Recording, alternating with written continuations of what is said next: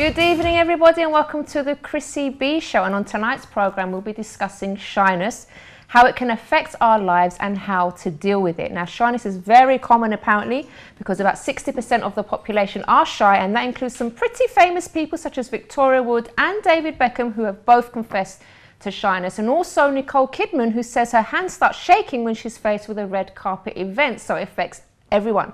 Now, shyness is a problem when it stops us from achieving our potential, because maybe there are those that are a bit shy and say, well, it doesn't bother me really because it doesn't affect me that much.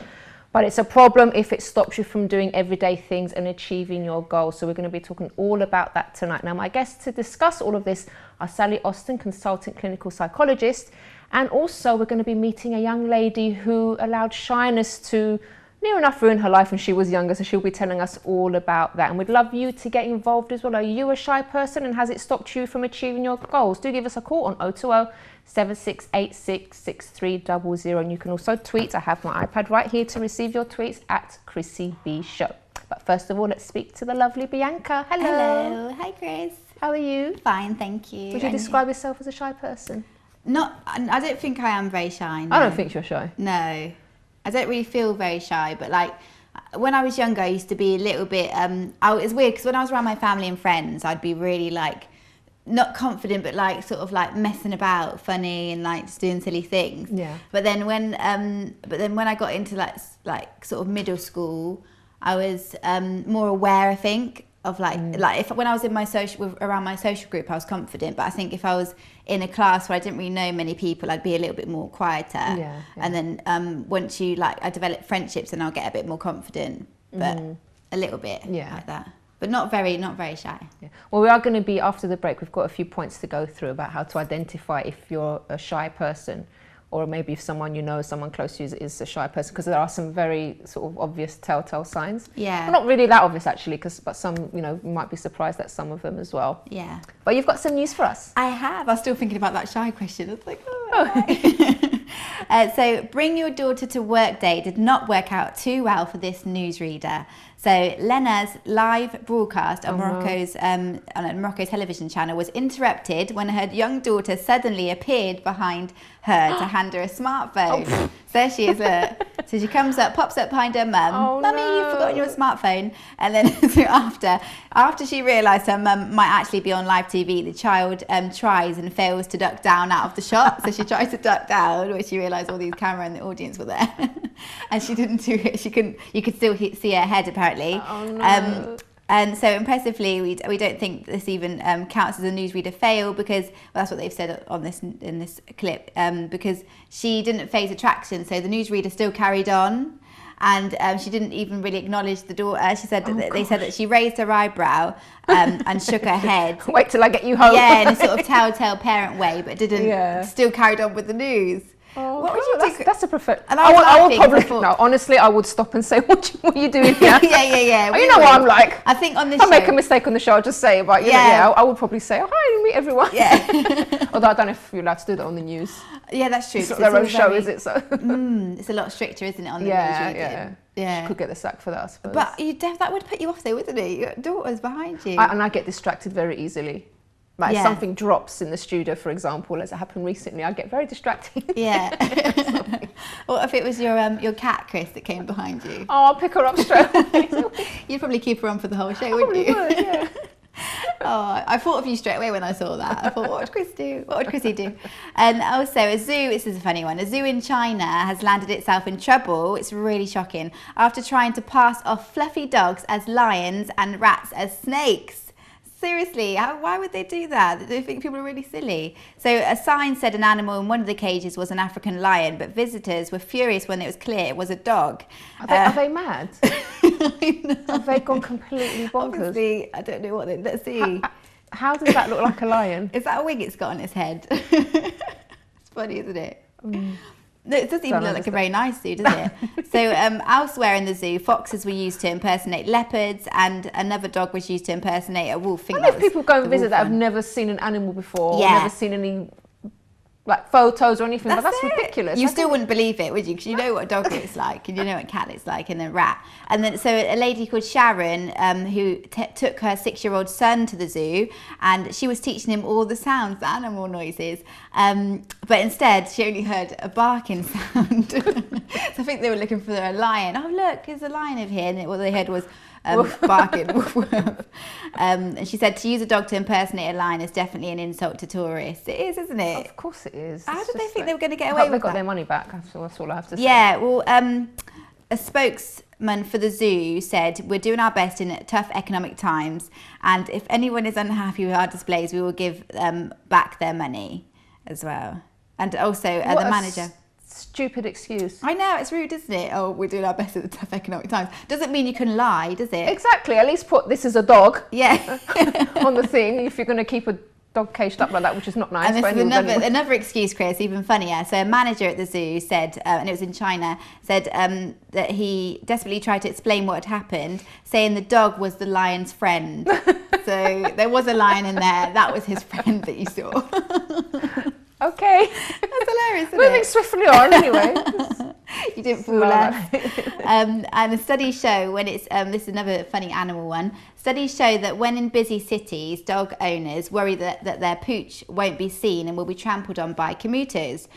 So like on the tube, I kind of thought about that, and I do see little dogs coming on the tube sometimes. Well, one woman in New York has come up with an inventive way of keeping her pet out of harm's way and has strapped her dog into a pooch pouch slung over her shoulder. There she is, modelling it there. Oh, well, the dog looks quite happy there, doesn't he? Strange, isn't it? Because I've seen like little. I went to Miami and I saw these little those little bags, and they were taking their dogs in these like little carrier bags and everything, like handbags, and just popping them in. And I've seen that a lot in London as well. Yeah. But and also in Miami, they were taking the dogs to the cinema, and they had little pooch. They were allowed to take dogs to the cinema? Yeah, apparently that was a really regular thing there, taking dogs to the cinema. And they had. Oh, imagine the pee everywhere and stuff. Yeah. I don't know if it was a dogs-related film. I don't know, like Lassie or something. Oh. And they had prams, and they had proper dogs, specialised prams for their dogs, and they were like walking them just by the beach, and that was like a regular thing. Dogs need exercise, and they need to run around, and they need to just be let off a leash and just to run. You can't keep them in a bag and in a pouch. And I can understand, okay, if you're crossing the road maybe and your dog's not very streetwise, or like you're on a packed tube, you can maybe use something, but other than that, you should in a pram, for goodness sake. They need to walk, they need to exercise. I think that's cruel. Sorry. I think it is cruel, and I think sometimes dog owners treat them too much like humans, like babies. They're not babies, they want to walk, they want to run. You know, I think they should be let off their leads. And so another story, Chris, is a funny one. So Beyonce, she had the V Festival last weekend, so she was performing there in London. So during last weekend's performance, she got a bit peckish for some peri-peri chicken, Nando's. So she ran up a bill of almost £1,500 at Nando's and bought them completely out of chicken wings. So she bought the whole lot. How can Nando's run out of chicken? I'm assuming it's not all for her. Hopefully not. Maybe so not. it must be for the whole crew. Yeah. For the wings. But she must not have that big, like, massive crew. How much do you think she's got in her crew? You never know. That's shocking, isn't it? Oh my gosh. I wonder if they ate it all. So she might have been, well, also as well, she might have been in the need of comfort food as her set didn't go very well. It was ruined by rain and technical problems. So much. There's been a few things like that lately, because a few things going on. Patricia was telling, was it you? When yeah, she got Patricia, her hair caught in a fan during a live performance. Gosh, then she had to cut her hair off. Then this didn't go too well, and she bought out Nando's. Yeah, exactly. Chicken wings. And so she's wasn't having a very good show, so I don't know if it was comfort food. And then so much so she banned Channel 4 from playing the footage, her performance. So it must have been really terrible. I don't know if she's a perfectionist. Oh, everyone has their bad days, I suppose. In yeah, but you know, you can't control when it rains or not. I don't think that's a reason to stop. Obviously, there must have been more to it. Yeah. But I hope she had enough chicken. Yeah, she had some Nando's. Yeah, well, it is tasty, isn't it? I love Nando's. And also another story. Officials are hunting a man who angered neighbours. This is like outrageous. By building a rock villa on top of an apartment block. So he built something, on top of the apartment block. Well, that's creative. Yeah, it is shocking. It is creative. So about 6 years ago, Zhang started his project to cover the rooftop of the 26-story Beijing building with fake rocks, real greenery, and even a swimming pool up there. The project, that's nice. Yeah. You're not going to think it's nice for much longer, Chris. The project has allegedly caused water leaks and structural damage to the flats downstairs. Okay. So he's having a lovely time on his top of that building. So did they not see him doing that beforehand for them to say something? Look how much of it is finished. Yeah, he's been doing it for 6 years, so I don't know why it's taken him so long to... Oh, they probably thought, it looks good, let's let him carry on with it until they realised everything was ruining the building. Until all the complaints, isn't it? So Chinese officials have given Mr. Zhang 15 days to vacate the residence, but they face a major issue. They can't find him. Oh well. He's probably off building something somewhere else. He's probably building something else. But local media managed to find him, who told them he had to keep the villa to accommodate famous people coming to stay and sing. And he says, I live here, so I'm not worried about the complaints. Ooh, there we are then. Okay. He's not having any water leaks, is he? It was creative though. It does look quite good. I think it looks nice. But how do you get in it? I wonder how you get in it. He must have made some little pathways and stuff anyway. But from the rooftop of the hotel? Gosh. Dread to think about that. And also another creative thing, an inventor. 30 seconds, Bianca. A quick one then. So Glenn Martin has created a jetpack which enables you to fly, Chris. Oh. And the latest, he's been given a flying permit, so he's planning to sell them next year. And he's aimed. Yeah, they look good, don't they? Oh, I'd love to do that. I would love to do that. Looks good, doesn't it? And he said that he's aimed to create a jetpack suitable for everyday use as well by ordinary people with no specialist pilot training. That would be amazing, wouldn't it? We wanted those. They won't allow that. That would be great, wouldn't it? Wouldn't that be good? No more tubes. I'll fly to work. Gosh, I'm just imagining it all. I'd love that. That'd be amazing, wouldn't it? And it'd be so nice if not everyone had them and it wasn't so busy. Like just us, right? It would be traffic in the sky otherwise, wouldn't it? Bianca, thank you so much, my lovely. Thank you, darling. And we'll see you again next time with the news. Friday, right? Yeah, see you Friday. Okay. Alrighty, so after the break, we're going to be talking to our expert about shyness and also giving you some telltale signs how to recognise if you're shy or if a loved one is, and also to give you some tools, hopefully, on how to combat that shyness and not allow it to stop you from achieving your goals. So do join us after this.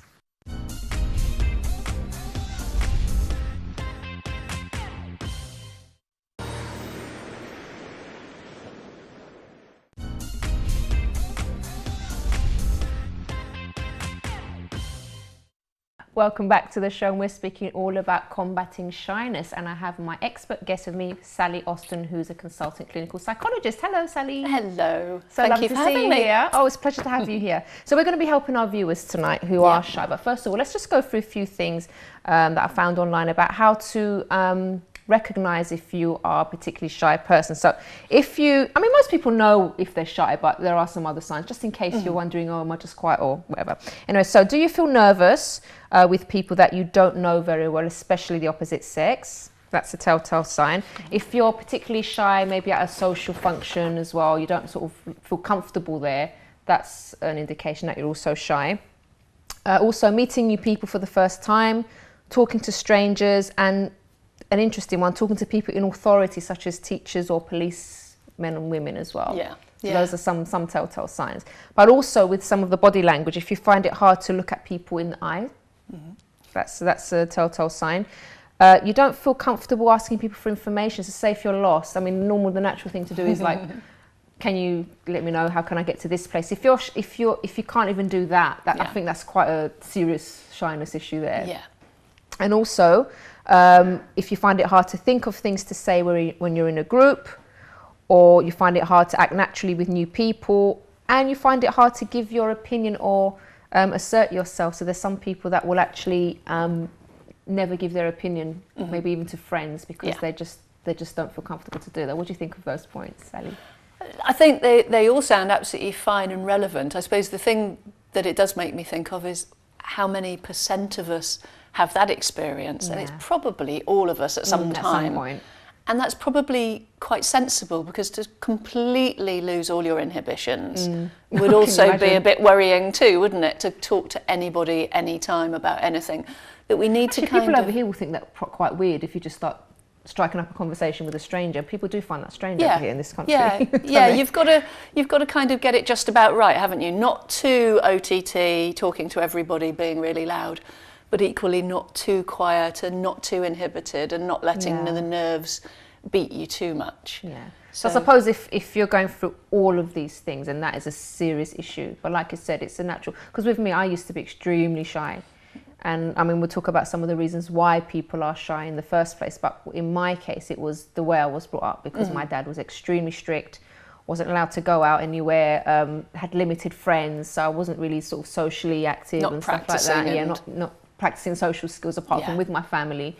And then also I felt that, because my sister was quite bubbly and outgoing as well, and I was like the quiet one, so everyone seemed to favour her and say, "Oh, Maria's so funny and she's like this," and then there was me just quiet in the corner. So that obviously fueled it more. So growing up, I was very shy, and I remember at uni even sort of doing presentations and feeling physically sick, like I was going to throw up, and I just hated standing in front of everyone. But then I ended up on TV, so that's been quite a change, isn't it? So if I could do it, then anyone can turn things around. I think that's a lovely example, isn't it? That it is, to a large extent, about combating it. You know, just because you are shy doesn't mean you have to be shy forever, and you could end up doing something completely unexpected. So I never thought I'll be doing this ever. Yeah. And I'm sure that your family kind of look at you now and think, how come we always labelled her as the quiet, shy one? When in fact she's bubbly, she's on telly, she's confident. It's funny because sometimes I ask my sister, because I do like these challenges on location, sometimes I ask her, do you want to come on one with me? She's like, no way, I'm not being in front of a camera, I don't care what you say. She just flat refuses to come on TV with me. Just does not want to be seen in front of a camera. It's just so strange. So maybe her being labelled the bubbly one was actually quite stressful for her, you know, that to have any label and to sort of be like, right, you're going to be this kid and you're going to be this kid. That's interesting. It can stop you, can't it? You need sort of the space to explore and to find yourself. That's right. And end up on TV. So Sally, let's go through maybe some of the other reasons why people are shy. So obviously we're talking about the upbringing and stuff. What other reasons would you say causes a person to become shy? Or are they born that way? It's a good question. If you look up sort of any of the research, there's constantly a debate about whether it's nature, nurture, whether we're born one way or whether our environment develops us one way. And then if you were born one way, or if your environment developed you that way, have you actually got the power to change it? In my work as a psychologist, I tend to go with a sort of three-part, that sort of 1/3 it's what you're born with, it's your genes. 1/3 it's how you're raised, the family that surrounded you, the people that surrounded you, and then 1/3 who you are and what you can do. So if you were sort of born with, if we could call it that, if you were born with shy genes and you were born into a shy family, you're gonna have to work really hard to turn that around, because you've only got that bit. But if you were born with shy genes and born into an extrovert family who were confident and gave you good tips and encouraged you kindly, you may never even come across your particular shyness. Equally, someone confident genetically but born into a shy and timid family may lose or not have the opportunity to use those skills. So it's not irreversible. Whatever you're born like, you know, you still have that opportunity to be you and to change it. That's really refreshing. But your family will have, you know, an influence. Yeah, because it's always refreshing to know that you can actually change. So maybe this person that's watching now is like, look, I'm so shy and I just don't see myself ever being able to do anything different with my life, because I just feel like I'm stuck because I'm so shy and I find it hard to talk to people. I'm really bad at, you know, certain situations, but there's hope for everyone, isn't there, really? Oh, definitely, yes. I mean, some of it is behavioural strategies. So you just change your behaviours, you give yourself some sort of different physical things to do. Some of it is some cognitive techniques, so you train yourself to think in a different way.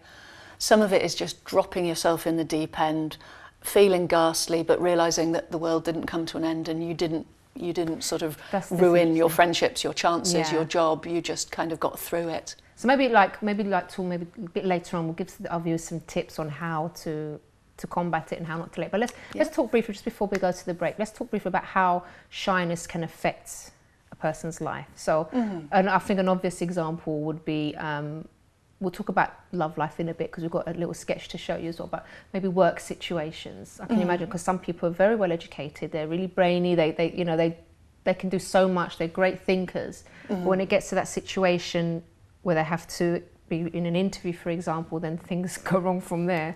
Yeah, and it's horrible for people, you know, if they leave that situation and go, oh, I didn't reach my own potential, you know, I didn't sell myself. And some of the strategies can be implemented. But not everybody has to be completely outgoing and completely loud, you know. If everybody in a company was that extrovert joker, Can you imagine? oh, it'd be a nightmare. Yeah, it would, wouldn't it? And if everybody in a social situation was the chatterbox, then who's going to do the listening? Who's going to quietly be in the background, stepping back from a work problem and working something out? So there's room for all different types of people. I mean, obviously you do want to be able to sell yourself. You don't want to lose a job just on the basis of your nerves. But you may be able to sell that aspect of yourself and sell yourself as, well, you won't particularly find me to be the joker, but you may find me to be the thinker, and maybe that's what you need in your company. That's such a good point to make, isn't it? Because sometimes we do feel, oh, we need to be like that person, or they're looking for that type of person, but in reality, like I said, if you sell the other side of yourself, that's really smart. And you need listeners, don't you? Yeah. You know, imagine if you're the person in a sort of complaints call centre and all you're doing is wanting to talk about yourself. You know, the person who's phoned up with a complaint or a problem is going to be really fed up with you. You know, they want someone who's going to listen and appreciate and validate their experience. So the listeners in this world are incredibly important. Yeah. What about social situations now? How can that be like difficult for shy people? Well, I think there's a lot of pressure, isn't there? You know, people are possibly expected to be, you know, witty and interesting and erudite. But again, the listener, the thinker, the facilitator, they're all incredibly important. And, you know, I think you're going to talk about dating later. Yeah. You know, not every man is going to want the laughing, joking woman.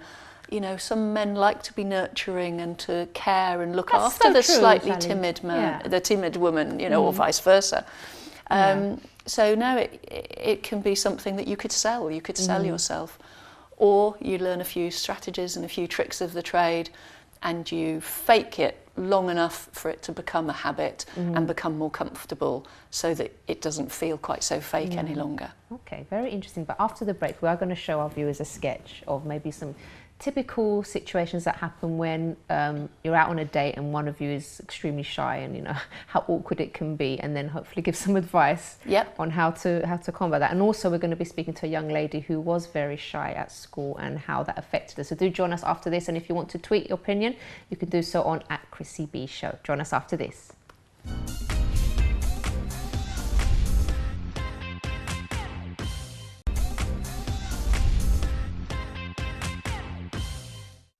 Welcome back to our Combating Shyness show, and now we have a lovely young lady with us, Joanne, who's going to tell us all about how shy she was. But first, Joanne, before we speak to have a chat with you, because I like your story, we're going to actually watch this short clip of a sketch of awkward dates, and then we'll come back and we'll talk about it. Take a look at this.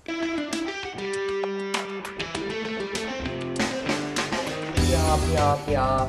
Speaking to different people like every day, and it's just like, oh, it's just so busy, and it's like there's no time for anything anymore. So that's why it's quite nice that Jane sort of said, oh, we should meet up and go for a dinner or whatever. It's nice, you know. Yeah. But anyway, tell me more about yourself then.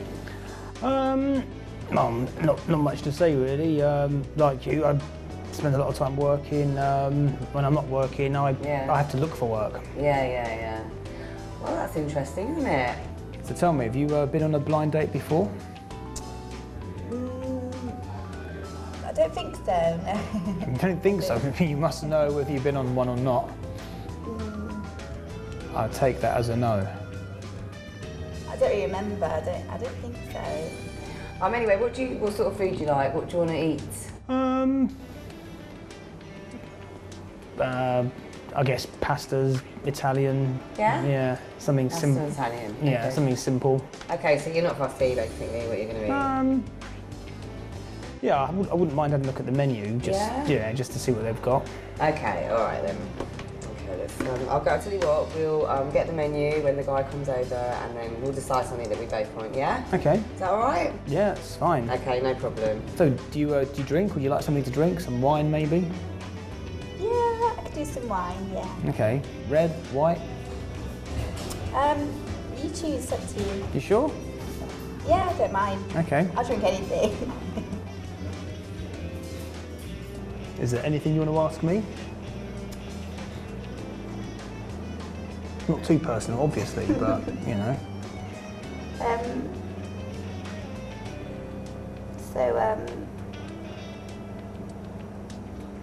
So what's your mum like?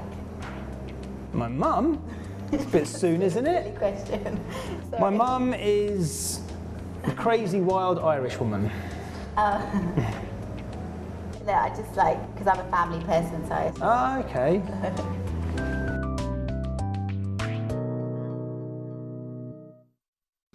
Oh dear, have you ever been in that situation? Anyone? Have you? Plenty for me. Oh, really? I met my husband internet dating, so I've done my fair share of that.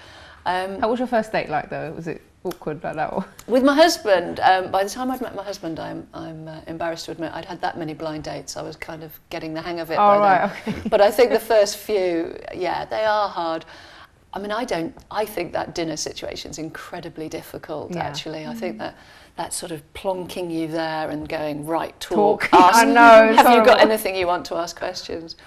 But certainly it is a challenge, isn't it? And it's you could see that they were quite uncomfortable in their body language and in their sort of stuttering. But I think the two people who were in those sketches, supposedly the kind of confident people, weren't making it that easy for the shy people either. They were really, what do you think they could have done better? Well, I think there was a lot of sort of closed questions, a lot of, you know, do you want red or white wine? There's only one answer, isn't there?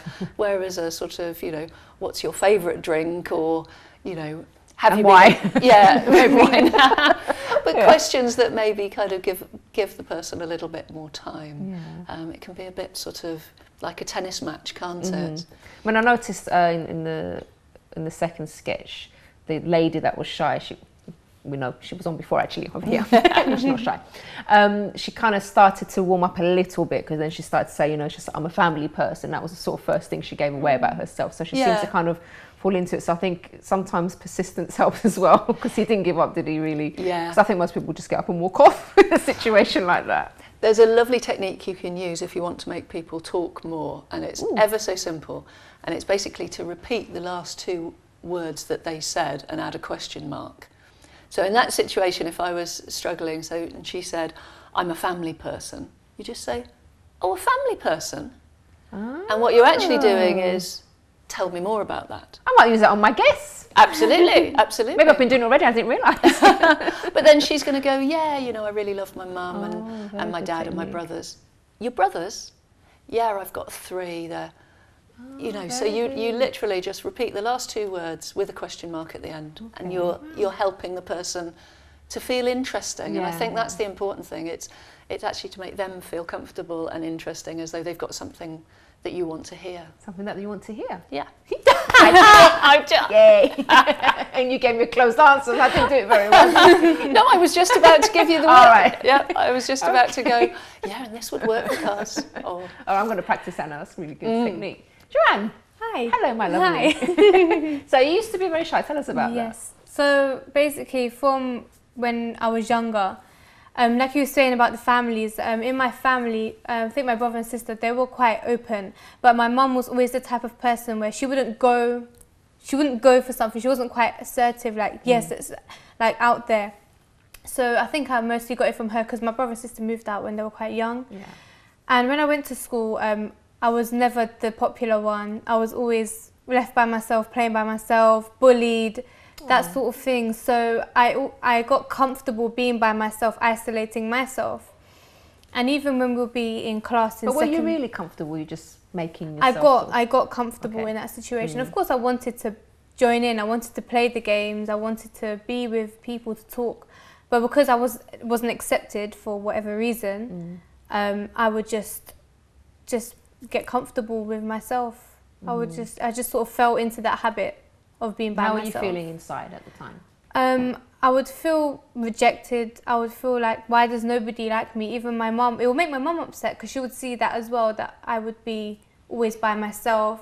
Even when I would come home, I would just be by myself. I wouldn't interact with my family. I would just stay in my room, do my own thing really. Yeah. And how did that affect you, like growing up, maybe in your teenage years later so on? How old are you now? Sorry. Oh, 21. Oh, still a little baby. Well, when I got to secondary school, college, in secondary school, it was still the same by myself. And when I would sort of, you know, when you want to give an answer to the teacher, like you were saying, they should make you feel interested, like they've got interest in what you've got to say. But when I would speak, it's like everyone would be quiet, like she's speaking again. So it got to a point where I was sort of like, my opinion's not valid, so let me just not, even though I know it's the right answer, even though I have an opinion to put in with this that could help maybe somebody else, I just wouldn't say anything. Keep it to yourself. I just wouldn't open my mouth because I thought nobody cares what I've got to say. Just let everybody else do the talking, really. And it actually got to a point in college, I actually got fed up with being like that. And because I was moving schools, I was leaving the old crowd behind. So I thought, okay, new people, let's go and meet new people. Let's change myself, reinvent myself. And I know I went completely the wrong way about it. Oh, so what did you do? I put a mask on, so I would be everything that I wasn't, the complete opposite. So instead of being shy, wearing like dressed down clothes, keeping myself to myself, I started being like, I would look at the popular people and be like them. So I'll be rude, loud, disrespectful to the teachers. I wouldn't listen in class. I started dressing crazy, all different colours, even though inside it's like, this is not me, this is not who I am as a person. But because I wanted to be accepted, and I got friends, I've had a massive group of friends, so it was like, okay, now this is what I have to do to get friends, so I'm going to keep doing it. But were you happy inside? No, I was really not happy inside. And I was even speaking to Sally before, in college I failed my A-levels because I wouldn't listen to teachers. I would be rude to them in class, and because when I was rude to them, people would laugh, you know, because most of my friends were in my class, so they would laugh. So I kind of got a buzz out of that, like, I'm accepted, you know, people value what I have to say, so I'll keep doing that. It's understandable, isn't it, Sally, to kind of, if you are getting that attention, maybe you've been craving that attention from people, and then all of a sudden you've got it, so you do kind of carry on doing that, but then at the same time it's very destructive. Absolutely, and I think sort of acting more confident actually is one of the strategies, you know, so the more you behave in a particular way, the more that affects your thoughts, so you start thinking in that way and you can start being that way. So, you know, to a large extent, acting slightly different to how you feel is important. But you don't want to go too far. You don't want to pick an identity that just isn't you, or that you can't look yourself in the mirror because you know you don't feel that ethically you've chosen. It sounds like you were uncomfortable with the way you were treating the teachers and authority and whatever. Did you feel guilty when you did that? And because I wasn't like that, and I was always good at things, had talents, but I was never encouraged in those things, like good at music, computers, things like that. But I was never encouraged, like, oh, like you're good at that, you know, encouraged to pursue that, to continue. So I was sort of always jumping around. I didn't quite know where I fit. Yeah. So it's about finding a peer group, isn't it? That is a true peer group. And you were saying that you have now found a group that you can be yourself with and that you can kind of develop, and that's helped you feel more confident. Definitely. Yeah, tell us about that. Well, about 3 years ago, I was invited to join a youth group, and when I came there, I was still had that be out there, but inside I was like, oh my gosh, I don't want to do this. So I literally remember the first day clearly in my mind, because it was really a big thing for me. We were doing a sort of drama activity, and they sort of was like, come get involved. And then I started going, but then inside of me I was like, oh my gosh, all these people are looking at me thinking, who is this girl? Who does she think she is? Came out of nowhere. Came out of nowhere, and then I felt like I wanted to just run away. I just wanted to hide. But as I started doing that more, as I started throwing, because that was something that I found, that the more I threw myself into doing things, into like dramas, into participating, even though I would turn bright red like a tomato and people would laugh at me, although I would make a fool of myself sometimes. Maybe if they asked me to sing, I can't sing, asked me to dance, I can't dance, but I would do it. And after a while I started seeing that the true confidence started growing, because I was throwing myself into these things. And slowly by slowly, I learned how to deal with, you know, if I go red, people laugh, I laugh too. Yeah, exactly. I just learned to laugh at myself in mistakes that I make. And then because everyone makes them. But Definitely. we're going to go to a quick break. Because afterwards, because time's running out, after the break, we're going to give you we've kind of given a few hints on how you can combat shyness. So we're going to go a bit more into it, just to really help the viewers out there that are feeling a bit shy and it's stopping you from getting ahead in life. So do join us after this.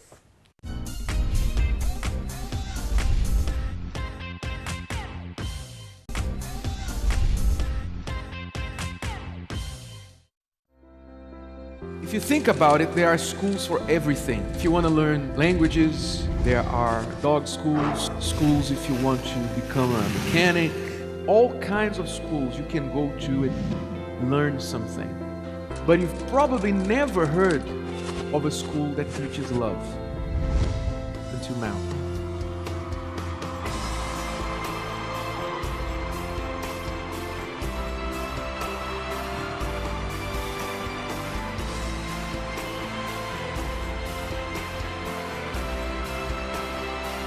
True love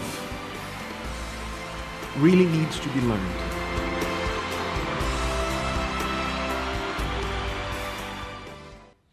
Now, for some people, hearing that phrase, true love needs to be learned, can sound a bit controversial, but let me tell you something. I went to one of their seminars last year, and what they have to teach is spot on. It is really, really helpful. And as you guys know already, I've been asked to host that event, and I'm really excited about it. And we've been giving out these magazines, these free magazines, telling you all about the event. So it's going to be something really good. And if you're in a relationship or not, it's really going to help you. So it's going to be at the Wembley Arena on the 22nd. And actually, there's this questionnaire. We were out on Saturday in Angel, giving these people these questionnaires, and it's basically how you loving and what's your true love tag. So there's this quiz that people have been doing, and it kind of shows you the state of your relationship and maybe how you think about love. And I'll just give you one of the questions so you have an idea. Which song title best describes the way you view relationships? A, Fight for This Love by Cheryl Cole. B, Oops, I Did It Again by Britney Spears. And C, I Will Survive by Gloria Gaynor. Now, it's quite a funny quiz, but when you get the answer, like to see, you know, where you fit in, it's quite deep. And I remember doing this with a particular lady, just a random lady that she stopped by to ask me what the event was about. And at the end of it, she was in tears. She was crying so much. And she said, oh my God, that's exactly what I'm like. And I said, have you been for a lot in your past? She started to really open up about it. She's definitely going to get her ticket. And she gave me her number and everything, so I'll be calling her. And, you know, if you want to do this quiz as well, it's well worth, you know, I can include one with the magazine if you want. You can do the quiz and see where you stand. And anyway, whatever your situation, the love score is going to be really helpful, because I believe that we can always improve. Because there are people that say, oh, no one can teach me about love. I know everything there is to know. But the thing is, we can always learn and develop and learn how to treat the other person, how to make them happier and things like that. So I think it's well worth it. Would you like to come along? I should give you a free magazine. It sounds fascinating. Yeah, you can come along. I'll be 22nd of September. I'll do the quiz on the tube home as well, please. Thank you. So, okay, so let's now put the love school aside and let's talk about more about the shyness, because actually this will help shy people as well. Something like this is going to equip you too. All right, so let's give our viewers a few pointers now. Now, you spoke about something like that you were doing in your youth group, which is sort of just getting involved and jumping into things. And even though we're afraid to do something, we should still just do it anyway, because lots of people feel that way. I think sometimes the problem is, oh, I'm the only one that feels this way, and that makes you feel even worse. But in reality, it's not, is it? Absolutely, yes. I mean, I thought you gave lovely examples of what you were thinking catastrophically, of what could go wrong. Of, you know, people will hate me, they'll think I'm stupid, they'll just go, oh, that girl, who is she? Yeah. But you did it, and in actual fact, that didn't happen. They liked you, they laughed with you, you got a buzz out of it. And I think we have what we in the business called catastrophic thoughts or negative automatic thoughts. And they're very much about, you know, people don't like me, people think I'm stupid, people think I'm boring. And actually, if you don't put yourself out there, you'll never get to challenge those thoughts. You'll never contradict them. Whereas if you can find ways, as you did with your youth group and your drama, of giving it a try, because you've got nothing to lose. If you think that about yourself anyway, then you've got nothing to lose. Go out, give it a try, it might succeed. And then you've got bits of evidence that go, actually, last time they didn't laugh at me. and I didn't make a fool of myself, or I did make a fool of myself and actually I survived that and it was all fine. So challenging that catastrophic thinking is very important. And at first it feels really slow and artificial, but as you do it more and more, you get better at it, so it can happen quicker. It's so true, because what is really what are the chances of it really going that catastrophically wrong? And even if it does happen, like you said, okay, so what if we look stupid for a little bit? People forget at the end of the day, don't they? You just move on, and like, who hasn't done something stupid or looked stupid at some point in their lives? It happens to all of us, but we move on. We just, I mean, the most successful people in the world have made mistakes, and they have maybe looked silly in front of others, but they've just carried on anyway, regardless. Yeah. And what you said about peer group is important, because if somebody else says, oh God, that happened to me as well, then immediately you both feel relaxed and you've shared something, and you've sort of validated each other's experience of, we don't have to be perfect, we don't have to get it right. You know, you're an interesting person, even if you make mistakes. It's not even if, because it's when you make mistakes. I think that makes a person more interesting, because who likes to be around a perfect person that gets everything? No one feels comfortable around that anyway. You want to know that you're human. Yeah. I mean, I think another thing that was really important in what you did is you went to this event regularly. Yeah. So when people are trying to beat an anxiety, whether it's a phobia or a social anxiety, if they only do something once in a blue moon, they won't beat that fear. So if you're scared of heights and you go on holiday to the Eiffel Tower, you climb up the Eiffel Tower, you're a complete nervous wreck, and you go, right, I'm not doing that again.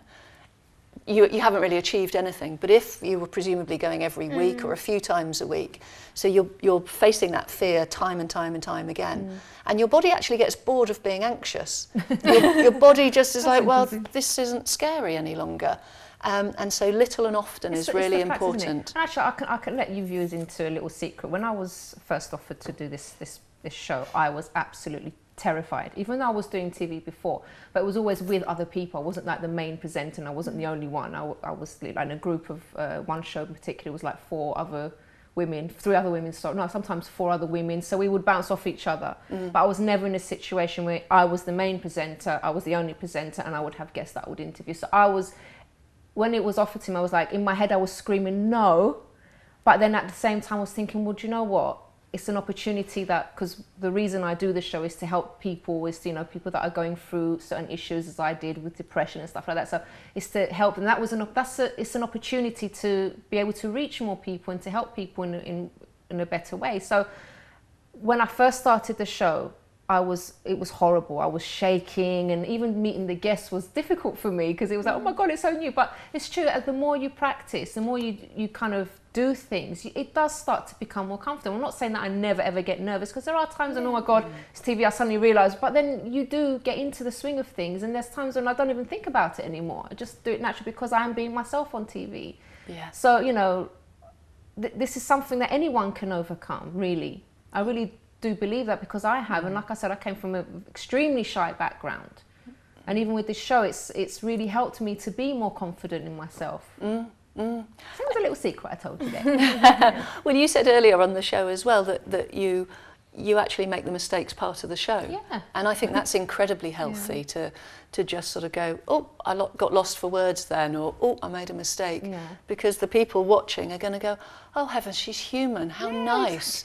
I make mistakes, they make mistakes, she makes mistakes. I'm coming on the show today, I'm the psychologist and I'm the confident one. I was nervous coming on the show. Oddly, it feels odd to me, I get nervous over the things that aren't to do with being a psychologist. So I got nervous about the fact that I spilt something down my jumper. Oh, she's so sweet. And I'm kind of like, is it going to show? And I'm not very good at putting my own makeup on. And have I done it okay? And yet you were supposedly the nervous one, and yet you came in looking so confident into the green room. I just thought you were a member of staff that had been in the film business for years. So, we all have those anxieties, and some we hide better than others. Do you see how we're all opening up on this service? It's great. We're having a nice counselling session here. Absolutely. But it's true, because it's like you said, you're a psychologist, you're a professional, and most people think, oh my gosh, I can never do what you're doing, for example. I can never sit there and be on live TV and advise people and teach them how not to be. I could never do that. But you're doing it because you're human too, and you go through them, like you said, you're nervous before the show. Yeah. And it's just so refreshing when people actually do talk about that and show, look, it's not just you at home, it's us as well. We go through it, and I think that's what people have to realise, that you're not the only one that's going through. And if we manage it and we can be here even helping other people, you can do it too. It's in you. You just have to let it out and just try and just go for it. Absolutely, absolutely. Another little technique just to add to the tool belt, because not every technique works for everybody. So you're best to have a few in your tool belt and then see which one works. Breathing. Now, people will always say to each other, take a deep breath. It's completely wrong. Don't take a deep breath. No. Really? No, take a shallow breath in through your nose. Take a deep breath out through your mouth. Okay. One of the things that happens is everyone's practicing. Everyone's practicing around the studio. One of the things that happens when we're anxious is that we overbreathe. We think we haven't got enough oxygen, so we keep breathing in, going, I need more oxygen, I need more, I'm suffocating. And then we've actually got too much. It makes us incredibly tense. It makes our heart palpate, beat faster. It dries our throat up, so we get tense and we can't sort of feel what the next word's going to be. So what you need to do is breathe out. Deep breath out. Okay, and on that note, we have to leave it because we've run out of time. Again, you had more points, didn't you? That's fine.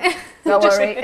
You'll just have to ask me back again. Yeah, you have to ask me back, definitely. All right, thank you so much, Sally, for sharing really those lovely welcome. points. Thank you so much, Joanne. And I'm so glad you're doing really well in your youth group and being more confident and everything. Yes. And I love the yellow, by the way. It's very confident. Thank you. Gorgeous. Okay, and I really hope that's helped our viewers tonight. And if you want more information about our guests tonight, do visit the website chrissybshow.tv. And if you'd like to email any questions through, do so on chris@chrissybshow.tv. And I promise to answer each one of them individually. I'll do it myself. I won't give it to someone else to do. Okay, so that's it for today. And do join us again on Friday. We're going to be speaking all about your eyes and how... actually, I won't give too much away. But we're going to be talking because I forgot actually what it's about. I forgot the words. It's on the website. It's there, okay? It's there on the banner. So see you again next time. Bye-bye for now. Like, give me a few people's numbers. I'll sort it out. Do you know what I mean? Well, I don't know, because you don't really lie. I don't think you can sort it out, to be honest. Why? You All you need is like someone just to force it.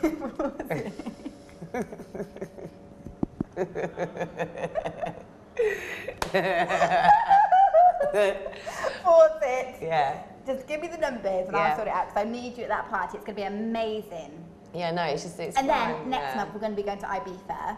Oh, I don't know if I can afford it. Your face. I don't think I can afford it. I don't think I can afford it. I don't think I can afford it.